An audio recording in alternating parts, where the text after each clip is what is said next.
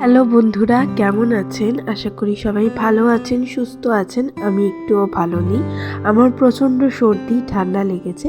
তবে যে ভিডিওটা আপনারা দেখছেন সেটা প্রায় 1 মাস আগে।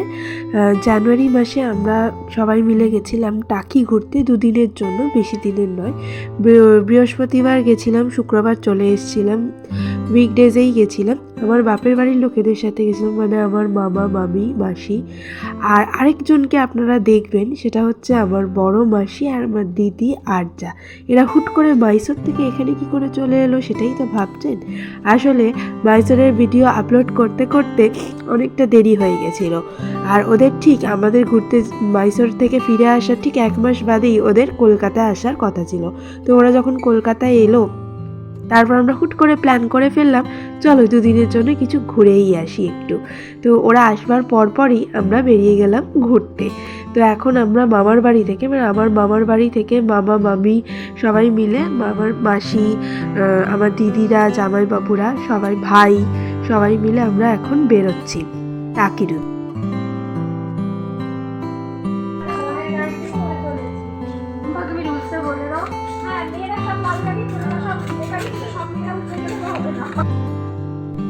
আমার ছোট মাসির মেয়ে ফুল দিদি, তার একটা গাড়ি এবং তার হাজব্যান্ডের একটা গাড়ি, এই দুটো গাড়িতে করেই আমরা গেছিলাম।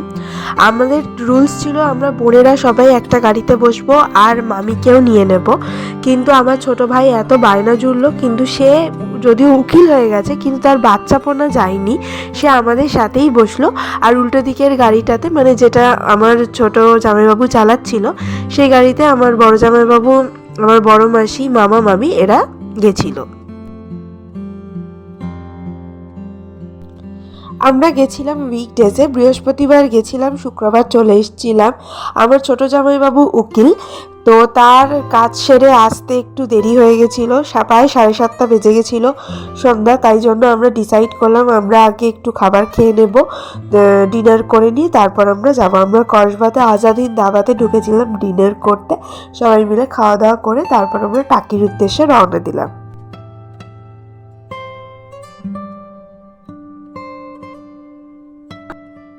কিন্তু একটা ভাতে কদিন থেকে প্লেন রাইস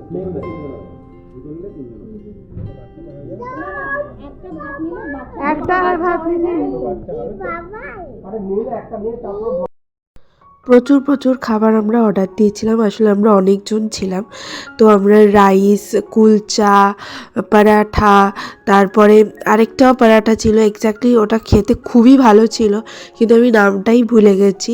চিকেন ছিল, তারপরে ডাল মাখানি ছিল, পনির ছিল, তড়কা ছিল। তো সব কিছু আমরা শেয়ার করেই খেলাম। আমরা প্রচুর গল্প করলাম, প্রচুর ফটো তুললাম, দিয়ে আমরা খাওয়া দাওয়া করে পেট ভর্তি করে আমরা বেরিয়ে পড়লাম টাকির উদ্দেশ্যে। অ্যাট লাস্ট আমরা এবার টাকির উদ্দেশ্যে বেরোচ্ছি। আমরা আর বেরিয়ে উঠতে পারছি না, একটু করে যাচ্ছি, দাঁড়িয়ে পড়ছি। এই যে আমার ছেলে, এসো এসো বাবাই, চলো।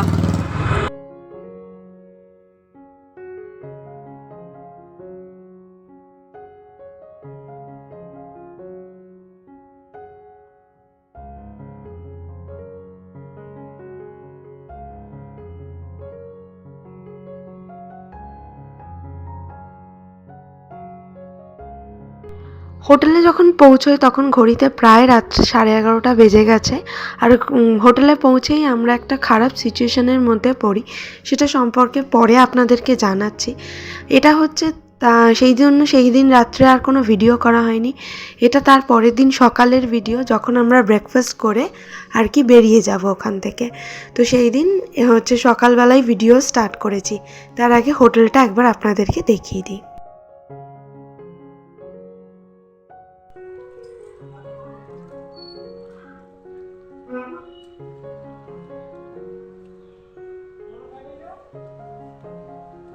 এই হচ্ছে আমাদের হোটেল আম্রপালি। বাইরেটা এরকম সুন্দর কালার করা, খুব সুন্দর। এখানে আমাদের গাড়িগুলো রয়েছে। এইখানে একটা রেস্টুরেন্ট মতো খাওয়ার জায়গা।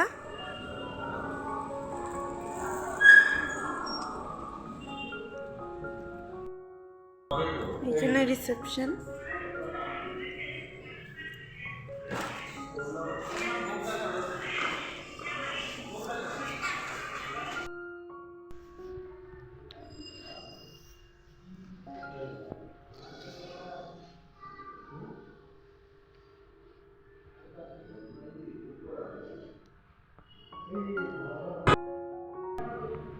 এটা একতলাটা, উপরটা, এখানেই আমরা আছি। এই একটা রুম আমাদের আছে, আমাদের 3টে রুম নেওয়া হয়েছে। এই একটা রুম, এর পাশে একটা রুম, আর তার পাশের রুম। এইটা হচ্ছে রুমের অবস্থা। এটা এখানে একটা ওয়াশরুম আছে। এই এখন যেহেতু বেরিয়ে যাচ্ছি তাই জন্য রুমটা এরকম দেখছেন মোটামুটি। এগুলো এই পাশে একটা বারান্দা আছে, ব্যালকনিটা থেকে পাশ দিয়ে পুকুর, তারপরে মাতলা নদী। ওই পাশে হচ্ছে মাতলা নদী, আর এইখানে একটা পুকুর আছে আমাদের পেছন দিকটা।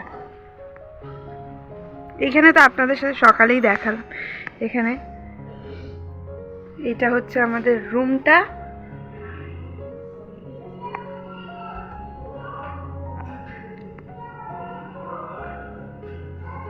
এরকমই সবকটা রুম।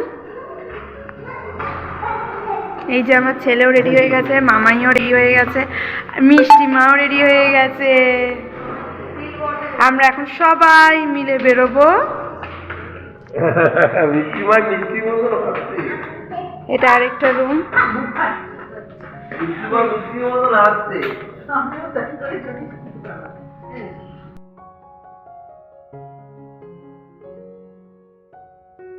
আমরা সাইট সিনের জন্য বেরিয়ে পড়েছি। আমাদের 2টো টোটো নেওয়া হয়েছিল। টোটোওয়ালারাই আমাদেরকে ঘোরাচ্ছিল বিভিন্ন জায়গা। তো আমাদের যে ফার্স্ট স্পটটা ছিল সেটা হচ্ছে আমাদের লঞ্চে যাব, একদম কাছেই ছিল ইছামতি নদীটা, আমাদের হোটেলে একদম খুব কাছে। ওখান থেকে আমরা লঞ্চে করে বাংলাদেশ বর্ডার এবং আরও অনেকগুলো নদী, মোহনা, এগুলো দেখব। এবং আরও যে বিভিন্ন সাইট সিন করার, মানে নদী থেকে যে সাইট সিনগুলো করা যায় সেগুলো করবে। এটাই হচ্ছে আমাদের ফার্স্ট প্ল্যান।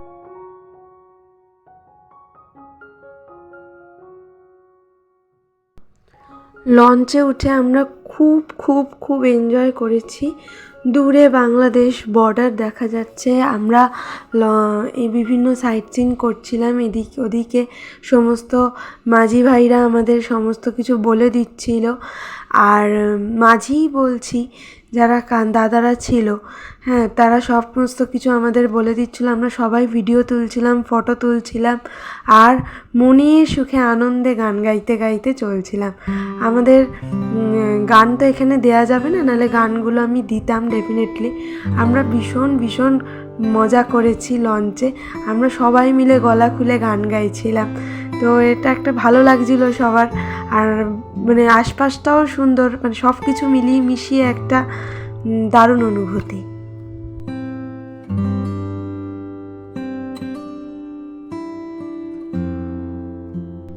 পরিবেশটা ভালো হলেও যে কথাটা আপনাদের সাথে শেয়ার করব বলেছিলাম সেটাই শেয়ার করি।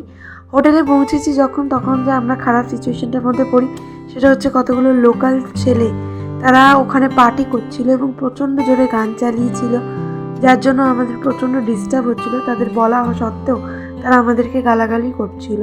তো যাই হোক, এই সিচুয়েশানটা বেশ অনেকক্ষণ ধরে চলে। তারপর আমার ছোটো জামাইবাবু অনেকক্ষণ ধরে সেখানে বসে থেকে ম্যানেজারকে ডাকা করিয়ে অনেক ঝামেলা, মানে প্রায় মেরে দেবে আর কি, এরকম একটা পরিস্থিতিতে চলে গেছিলো। তারপরে অ্যাট লাস্ট প্রায় 1টা-1:30টার সময় ওরা বেরোয় আমাদের হোটেল থেকে। তারপর আমরা ঘুমোতে পারি।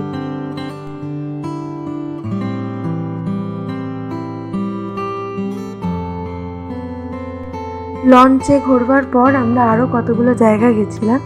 আমরা টোটো করে যাচ্ছিলাম গ্রামের মাঝখান দিয়ে, সেখানে ছিল জোড়াশিব মন্দির।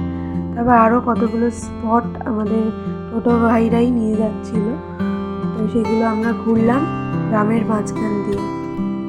এরপর আমরা দেখতে এসেছি জেনারেল শঙ্কর রায়চৌধুরীর বাড়ি। ওনারা পূর্বে জমিদার ছিলেন। টোটো ভাই আমাদের সেইগুলোই বলে দিচ্ছিল। আর ওই পাশে একটা গয়নার বাক্স শুটিং হয়েছিল, সেই বাড়িটার কথা বলছিল, কিন্তু আসলে সেই বাড়িটা ওই বাড়িটা নয়। ওখানে নোটিশ টাঙানো আছে, আপনারাও ভুল করবেন না। বিসর্জন সিনেমাতে জয়া আহসানের বাংলাদেশে যে বাড়িটা দেখানো হয়েছিল, এটা সেই বাড়িটা।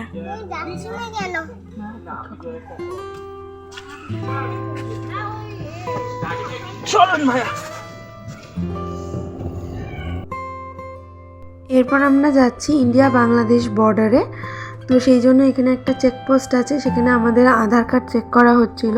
এই অবধি টোটোটা যাচ্ছিল, তারপরে আমরা সবাই মিলে ভ্যানে চড়েছিলাম। ভ্যানে করে বাকি পথটা আর কি। এই দেখ, চলে যা না।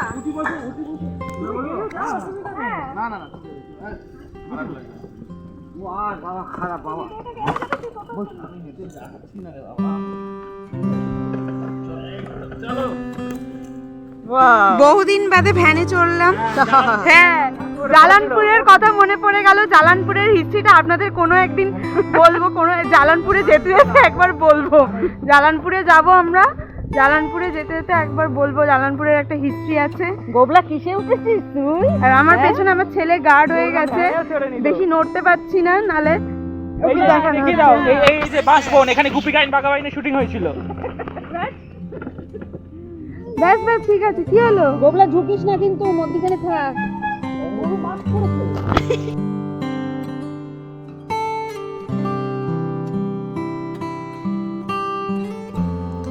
গ্রাম বাংলার এই মিঠো পথ ধরে যেতে যেতে বারবারই আমার রবি ঠাকুরের গানের কথা মনে পড়ে যাচ্ছে, কিন্তু গাইতে পারছিলাম না। এখানে ভ্যানেতে চড়তে চড়তে গাইছিলাম, কিন্তু এইখানে গাইতে পারছি না, কারণ কি কপিরাইট চলে আসবে। তাই আমার বারবারই এই পরিবেশ দেখলে গানই আসে, রবীন্দ্রনাথের গান।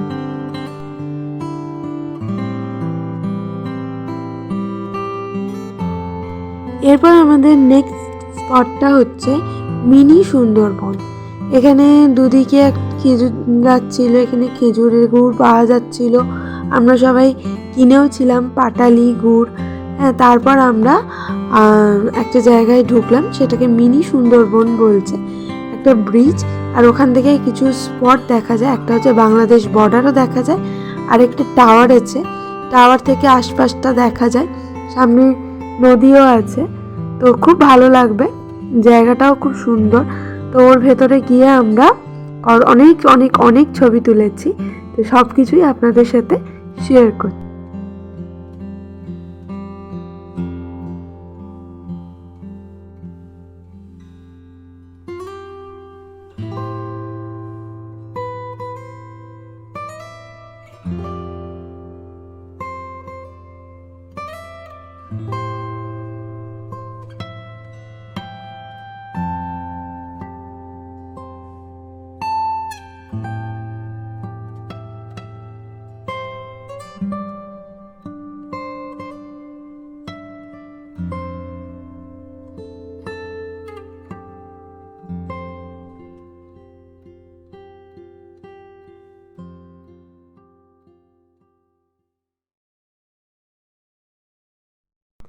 এই জায়গাটাতে বাইনোকুলার ভাড়া পাওয়া যাচ্ছিল 10 টাকা করে।